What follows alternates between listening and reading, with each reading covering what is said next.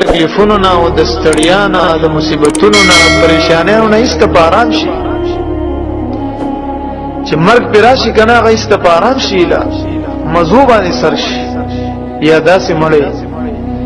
چې مرګ د غي د آرام او د استراحت او د خوشحالي سبب وګرځي او مستراح منه یا داسې مړی چې اله د دنیا د غینه پارام شي د الله بندگان د غینه پارام شي د زمکه د غینه پارام شي ګناهګار انسان د الله نه فرمان ظلم ولا انسان د مسلمانانو عزتونه خستون کې انسان د زمکه په باندې تنگ یغه ته غوسي زما عزتمندو دي کائناتو کې هر شي کې الله رب العالمین دا شعور چولې دي چې رخا او بد پیژني خسر او بد سره پیژني دیو جن مومن چې کله وفات شي کنه نو پاره باندې اسمان او زمکه جوړا کوي اسمان او زمکه هغه پس خفای اسمان کې چې کومه دروازې باندې دغه اعمال خطل نیک اعمال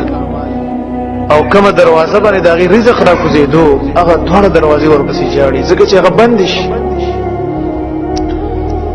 او زمکه ورپسې جاړي ذکر چې په دې زمکه باندې ودا ګرځېدو د الله بندگی به کوله ذکر به کو جمعه تب پیراتو jihad تب پیتو حلال رزق ګټلو د پاره وته زمکه به دې ته خوشاله وا چې کله د وفات شنو د دروازه په استجړه کوي قران کریم کې دې ته اشاره ده الله رب العالمین د فرعونانو په باره کې فرمایي فما بكت عليهم السماء والارض وې دې فرعونانو باندې نه اسمان وجړل او نه پزمکه وجړل داسې بدبخت انسانانو دینه معلومیږي چې مؤمن باندې اسمانم جاړي او زمکم ته جاړي نو زموږ عزتمندو د دغه ورځې غم د خپل ځان او تاسو ملګری متوجي کول زما غرض ده د دغه ورځې د لپاره تیارې او وسنه د غیر لپاره توخه تیارول چې اسنه موږ او تاسو کرسترګي پټی شي او دنیا نه لاړ شو او والعیاذ بالله من ذلک په مصیبتونو او عذابونو باندې سر شي